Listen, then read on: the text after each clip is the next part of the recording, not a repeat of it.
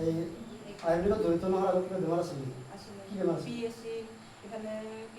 পেটৰ বিষ আছিল। ইয়াতে ইয়াৰ মেডিচিন খাইছা? খাই কিনে ভাল পাইছা না বেয়া? এতিয়া ধুনীয়া সুস্থ হৈছা হয়নে? ঠিক আছে, বাইদেউৰ হাত চাপ দিবি।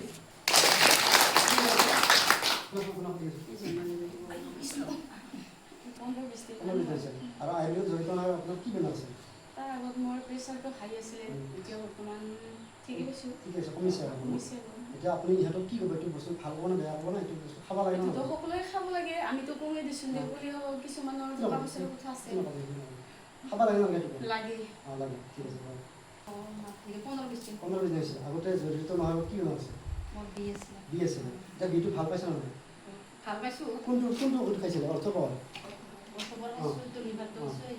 ঠিক আছে, এতিয়া নিজে যিহেতু ভাল পাইছা, গতিকে আপুনি গম পাইছে নাই এই বস্তুবিলাক যে ভাল প্ৰত্যেকজন মানুহ আয়ুৰ্বেদিকত জড়িত হ'ব লাগে নে নালাগে? লাগে।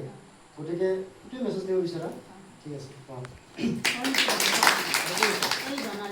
আয়ুৰ্বেদিকত জড়িত হৈ কিমান দিন হৈছে? 15 দিন হৈছে। তাৰপিছত আপুনি এই জড়িত নোহোৱাৰ কি বেমাৰ আছে? ঠিক আছে, বিষটো কমিছে না? কমিছে? ভাল লাগছে। এতিয়া আপুনি নিজে অলপ মানে নিজে সুখী বুলি ভাবা না? আৰু আপুনি ইহঁতক কি ক'ব? সকলোৱে ভাল পাব লাগে, সকলোৱে যাব লাগে। ঠিক আছে, ধন্যবাদ।